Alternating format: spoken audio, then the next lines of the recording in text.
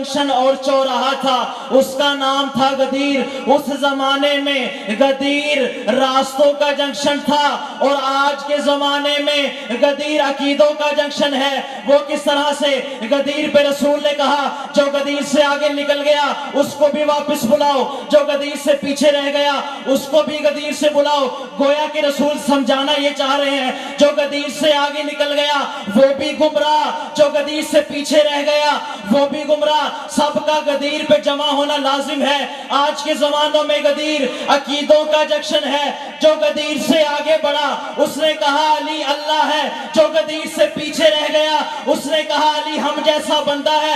رسول نے کہا نہیں، علی اللہ بھی نہیں، علی تم جیسا بندہ بھی نہیں، غدیر پہ آ جاؤ، علی تمہارا مولا ہے۔